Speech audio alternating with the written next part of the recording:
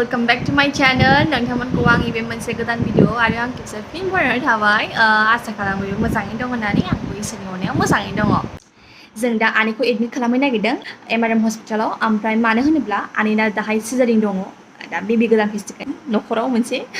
बयबो खुसि बिराद खुसि हौवाना हिनजाव जागोन मिथिया जायखिजाया हौवाबाबो हिनजावबाबो आरो ओमफ्राय बे ब्लगखौ मानो खालामनाय जादों होनोब्ला देनांहाय गथ'फ्रा नुथों आंखौ बे समाव बिदि लांदोंमोन माबादोंमोन होननानै एसे नुबा मोजां मोनगोन ना देरबा ओरैनो देरबा गिदिर जाबा बयबो नायनो मोजां मोनो ओंखायनो देनां नायथों साननानै आं बे मोनसे मेम'रिस दोननो थाखाय आं बे ब्लग भिडिअखौ लानाय जादों आरो माने बयबो देरबाथाय माने नायनो मोजां मोनो ना जेनेबा आंखौ बिदि खालामदोंमोन रायलायनाय स' ओंखायनो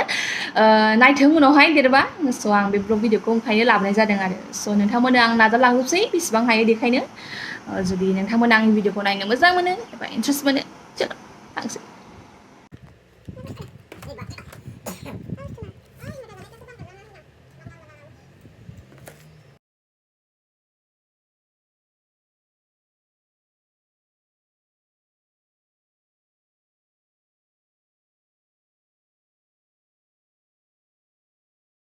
नै दा जोङो साहा लोंग्रोबाय उदै खालि थांजाया गेस जायो ओंखायनो जों नै एसे ब्रेकफास्ट खालामबाय ओमफ्राय जा थांसै आरो जोङो ओमफ्राय आंथ' बारा गोबाव थानो हानाय नङा दा ओंखायनो मामिया थाबोगोन जायखिया आं थाबोनो हायाबाबो जायखिया आं आगै गोरलैखौल' नायनानै फैनोसै आरो जुदि नोंथांमोना आंनि भिडिअखौ नायनो मोजां मोनो अब्ला नायलांबाय थ'दो आरो मोनसे खोथा लोगोफोर आं दिनै ओरैबायदि खुसि ओरैथिं आगैबो जानो नागिरदों ओमफ्राय ओरैथिं नोंसोर ओरैबायदि नोंसिनि अननायजों आंखौ दिनै 10Kसिम सहैहोबाय आंखौ ओरैबायदि माने मा होनबावनो आङो खुसियानो एकदम एक्सट्रा लेभेल जाबाय जायखिया बिराद थेंकिउ बिराद माने जा गोजोननाय मोन्दों गावखौनो गाव बिदि हादों होननानै नोंसिनि अननायाव आंखौ बिदिनो सापर्ट खालामलांबाय थाबानो जाबाय उनावबो जाहाथे आङो आवगायलांनो हानायनि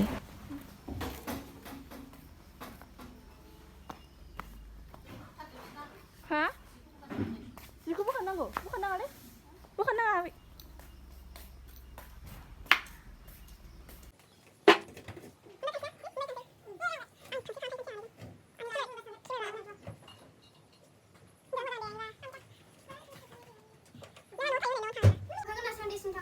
बे गन्थंखौ सोनानै नायगोन ओंखायनो थांथ'ना होनो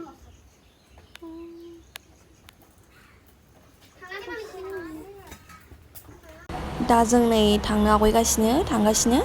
माने दिनैनोखा नालाय 12थायाव जागोन अपारेशना ओमफ्राय दा डक्टरखौ लोगो हमहैनांगौ ओंखायनो थाब एसे ओंखारदोंमोन जोङो दा थांगासिनो एमआरएमआव खालामगोन स' नोंथांमोना नायलांबाय थाबानो जाबाय हिन्जाव ना हौवा जागोनथाय फुरा खुसि माने बिराद खुसि आरोना माने माला जागोन नायनो लुगैगासिनो ओंखायनो थ'दो नायलांबाय थादो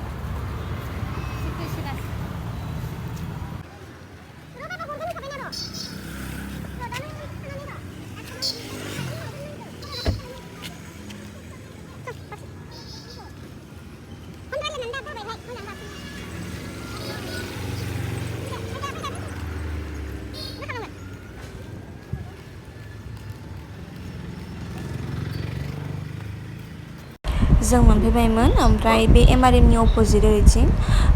हस्पिटालथिं कर'ना टेस्ट खालामग्रोनांगौनो पेसेन्टआ ओंखायनो दा कर'ना टेस्ट खालामनानै थांसै आरो जों सिङाव हाबसै होमबासो सिङाव हाबनो मोनो माबा ओरैनो हाबनो मोना टेस्ट खालामग्रोनांगौना पेसेन्टआ खालामगोन मामिया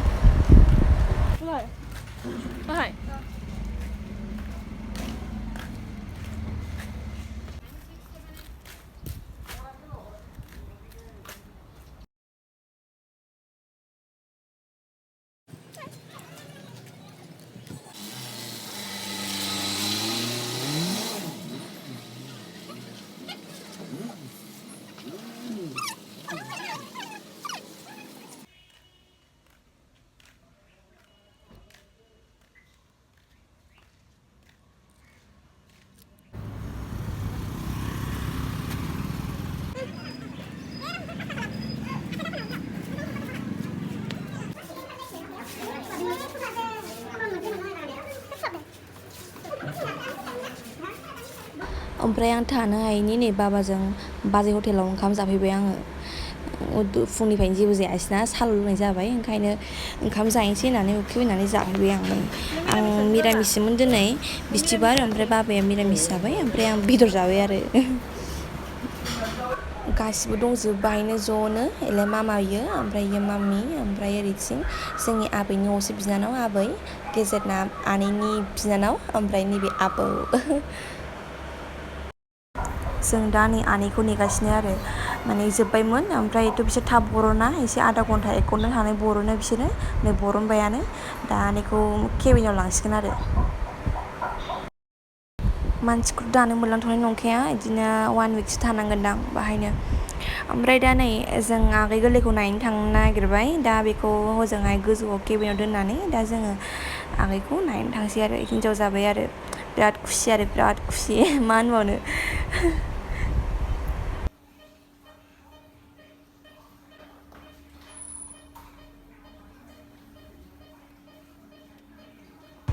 नै आं न'आव थांनो ओंखारबाय मामिमोना थालांसिगोन बाहायनो ओमफ्राय आङो फुङावनो दंफैयोमोन नालाय ओंखायनो आं ओंखारग्रोबाय आरो थांनो ओमफ्राय आं बिराद खुसि दिनै डाबल खुसि मा होनबावनो आङो होनबाबो खमसो माने मा होनबावनो आंना दिनै 10Kबो जाबाय ओरैथिं आगै गोरलै जाबाय बिराद खुसि लोगोफोर नोंसिनि थाखायनो दिनै 10K कमप्लिट जाबाय आंना बिराद खुसि आङो थेंक इउ स' माच दिनैनि भिडिअ'आ बेसेल'सैमोन आंनि भिडिअ'खौ जोबजासिम नायनायनि थाखाय थेंक इउ स' माच